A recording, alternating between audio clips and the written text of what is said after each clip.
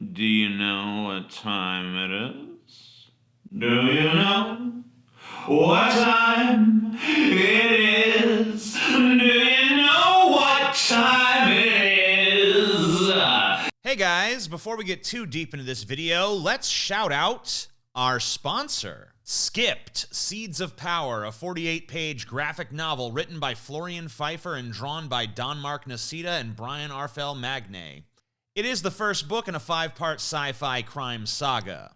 Think Peaky Blinders meets Blade Runner. In a future where everything has a price and every move you make is tracked, a group of outcasts seek a fresh start. But in a world where everything is documented, the only way to escape the existent power structure is to destroy it. SKIPT will also be the first ever comic book to release an exclusive NFT card set, as well as releasing part of its original artwork as NFTs, opening up a whole new way of collecting original comic artwork. The first part of the graphic novel is available on Indiegogo for a limited time only, so act now by checking out the sponsored links in the description section down below. And as always, remember that supporting my sponsors helps to support this channel, which I very much appreciate. So check out those sponsored links, and without further ado, here's the video. Sophronius asks, what made you stop identifying as an anti-SJW? Do you just not want to be associated with Dave Rubin? Or do you think the arguments you made back then were wrong? I mean, it's not as simple as going back and looking at a bunch of arguments I made over a gigantic period of time and saying, oh, all of that was wrong. I don't think all of that was wrong. I think a tremendous amount of the stuff that I said back then was right. So remember the guy who helped land a probe on a comet and then a bunch of feminists got mad at him because he had a shirt that was sexist? I'm not going back on that and saying they were right to chastise him. Remember when I did that whole kerfuffle about how I felt like Lara Croft Tomb Raider's boobs should have been bigger in the movie, and it got written up in newspapers across the globe for some reason? Probably because they were trying to figure out some way to market the movie. Remember that? I don't take that back either. I can say the vast majority of that stuff I still equally think is ridiculous today, but the problem is that what I was doing when I started making anti-SJW content was just like, hey guys, look at this, isn't it ridiculous? And now it's transformed into, hey guys, look at this, isn't everyone who's politically to the left ridiculous? It's like, whoa, wait, what happened here? Wait, I'm on the left, hold on, what are we doing? What are we doing, guys? And then all of a sudden it's like, we need a President Trump. We need a guy, we need to embrace authoritarianism. I mean, think about this. The trajectory of the people who were sucked into the anti-SJW thing, into the like alt-right pipeline or whatever the hell, all of them went from people who were like, I can't believe these crazy feminists are trying to censor boobs in my video games, to, I'm offended by Cardi B's disgusting display of immorality on the stage. Like, think about that. They literally went from like, the crazy feminists are trying to take our boobies away, to, how dare you show your boobs on the stage? It's like, oh my God. Wow, that you've lost your way, guys. You've lost your goddamn way. Come back to the boob side. Come back to the big butt side. Come back to the cool side. Anybody, whether they're on the left or on the right or whatever, I don't want to be a centrist on this, but I have to. Anybody on any side who's telling you that it's wrong to like boobies, or it's wrong to like big butts jiggling in your face, anybody who says that to you is a liar, sir, or madam, or whoever. Don't fall for it. It's a lie. It's a lie. Now, if you're asexual or whatever, you're not into that, cool. If it's your choice, that's wonderful. That's great. That's cool. I got no problem with you. But if you're like one of these weirdos, it's like, oh, I'm scared of any sort of sexuality, then get out of here. Don't want you. You're weird. You got problems. You got issues. You need to go see a therapist or something. Get that dealt with. Take advice from me. I am a sane man. But yeah, I agree with most of the anti-SJW stuff, but it's just not the priority anymore. It's not the priority when I know that me saying, hey, look how ridiculous this is, leads to, hey, let's embrace authoritarianism. I didn't know that, like, by saying that Anita Sarkeesian's videos were crap, I was basically, getting into some kind of weird Weimar Republic.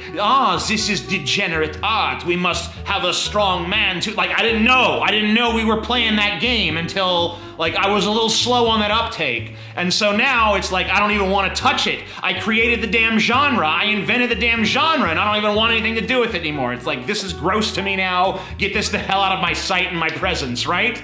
So that's where I'm at on that stuff.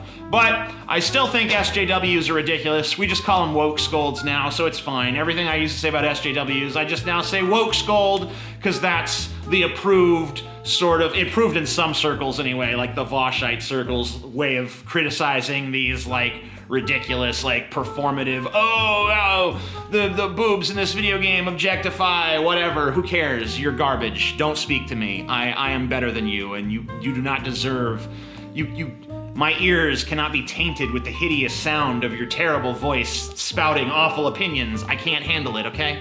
But Shuna asks, in your opinion, why is there a massive wave of polarization, extremism, and political violence in these past few years? Are we at the edge of a massive upset? It's actually fairly simple. Capitalism is failing, wealth has been concentrated to the top way too much, and people feel like even though they see that the country in many ways is successful, they don't feel like they get a piece of that success at all, so therefore the American dream is dead. Also, you have shifting racial demographics, which makes white people very, very nervous. You hear some weird stuff behind closed doors in white households across this country. Believe me, I've heard some of it. It's cuckoo. It's cuckoo for Cocoa Puffs, okay? I've heard some real wonky stuff spewed in my direction, all right? I don't want to get into it. I don't want to say what it has been, but I have heard it, and it is strange to me. But it's all a reaction to, like, oh, they're replacing us. Oh my God, they're coming. There's like a lot of racism. Like, it's just naked, like, on the Fox News and stuff, or this and there, blah, blah, blah. It's like, okay, it's veiled and wink, wink, nudge, nudge, but behind a lot of closed doors, it's a lot more naked and open, and, the language used is pretty strong and vulgar from what I've seen. And this is all over the country, by the way. Been in northern households, southern households, households on every coast, and I've heard some pretty weird stuff from white people when they think it's like, now I'm in the safe white people space and I can now let loose my real opinions. And I'm sure a lot of you guys out there have heard similar stuff and you know exactly what I'm talking about, okay? So don't act like dumb about this. Like, it happens. Really naked, blatant sort of displays of, like, they're taking this country from us, and it gets really weird and real tense, and I'm just like, hey guys, who the hell is this us? I didn't sign up for no white people club. Leave me the hell out of this, right? Water is becoming a scarcer resource. Animal species are dying off. Like, we've lost a huge amount of biomass in terms of our insect population and stuff like that. Like, really, like, we're pretty close to, like, just a total implosion, right? And this is not, like, I'm not saying this because I'm an expert. I've just heard what the experts have to say. And, I've seen some of the data on this stuff. And I think we've lost, like, something like 30% of the insect biomass or something like that. You can look it up. You've got Google. You can do research. But trust me, like, situations are getting dire on a climate front. We have less and less ice. Sea levels have already risen. The coastal wetlands here in my home state of Louisiana have basically eroded away. And so that's like a natural filtration system for the, like, water systems of the entire United States. And that's pretty much just gone now, devastated, destroyed. So, I don't know, like, there's just a lot of really bad, nasty, horrible, hideous, disgusting things happening on this planet right now. And I think that people kind of have an inclination, they kind of have an inkling that, like, hey, what we're doing now isn't working. And so people are starting to gravitate towards different little extremist pockets. And they're like, it's like battle lines are being drawn. Like, whose side are you really on in this upcoming sort of conflict? Now, I'm not saying it's gonna be, I'm not gonna Tim Pool you with some like, uh-oh, Civil War II, you guys. But, you know, there's obviously a lot of people, when they see that the current system is in decline, they see that as like, this is our opportunity. Like, if you're a like long-standing, you know, if you're like a long-standing leftist socialist type, you know, it's like, ooh, maybe this is our chance now that this decadent symbol of Western capitalist imperialism seems ripe for the fall. Now is our chance to rise up with the communist utopia. And then there's other people that are like, oh, this is all because of them crazy stuff. Now it's our final battle where we institute, you know, we start Jesus land and we get Trump in there as president for life, or somebody just like Trump. And it's we're gonna stand by our Bibles and stand by our flags, and we're gonna start like the United States of patriotism, and it's like a fascist authoritarian regime basically. And there's like this competition, and the center is shrinking. The center is getting like, because we've been in the center and it's not working. And the more it doesn't work, the more that center just goes, and it's going to collapse on itself, and it's going to leave this factionalization. Of course, the majority of people still fall into the just apathetic, we don't care, whatever kind of camp where they're not really engaged in any of this, and they're just sort of like, duh, duh, duh, duh, duh, duh, duh. I have naked contempt for most of the population, by the way, in case it's not apparent. I really do view most people as just sort of slack-jawed, vacant-eyed, like, doing my thing, man. I'll just go out there, do what I do, and I don't care, no, never mind about what's going on in the world. I just keep my head down, do my job. You know, it's like, screw you. I don't care what happens to you, you piece of pig shit. Desecrated Rat says, if you are a socialist, I assume you are, what do you think is the best way to transition into socialism? What would our ideal socialist society look like? I don't know that I'm a socialist. I don't know what I am in terms of political label, other than just I know I'm on the left. I know that I'm a leftist. I know that our capitalist system is not working anymore. I believe in a strong social safety net. I believe in some sort of central state, but I think it should be very democratically controlled. I believe that we need a more robust, thriving democracy than we have now, but I also think that we need to improve the intelligence and critical thinking skills of the population before we can trust them with that democracy. So I don't know exactly what you would call me, and I don't really care. I just advocate for positions. If you want to call them socialist positions, that's fine. If you want to call them something else, that's fine. You cannot change the content of what I believe by slapping one label or another onto it. Now, as far as how we transition to my society, I think probably the best way to do it would be through the whole like worker co-op thing. Start democratizing the workplace. I don't want to get rid of Amazon.com, for instance. I love Amazon. I order all my stuff from Amazon. The ring light in front of me is Amazon. The other lights, everything around me practically, I ordered from Amazon. Amazon was what gave me the ability to not have to go out into the world anymore and look at disgusting human beings. Now I can just stay in my home where it's safe, and I can just have stuff brought to me. And that's wonderful, and I like that. And the fact that they're getting faster and faster deliveries, I love it. The fact that they are gonna have floating, fulfillment centers in the sky and send down drones with my stuff for it to be even faster, I love that. I love pretty much every freaking thing about Amazon.com except for their hierarchical structure. I think that everybody who works at Amazon.com, from the delivery driver on up or down, or from the CEO on down, however you want to look at it, I think that they're all vital components of that corporate machine, and that they should all have a piece of it. They should all, if you're an Amazon employee, You should have a chunk of Amazon. You should be a part owner of Amazon.com the moment that you sign up to work for that company. And I feel like that should be the case across the board. Now, maybe we can start with Bernie Sanders' proposal of giving the workers like 20% of the company and move on from there. So I think that we get a piece of legislation like that, we get the workers to own some of the company, and then it's like you get them more, until eventually the way we structure business in this country is entirely different.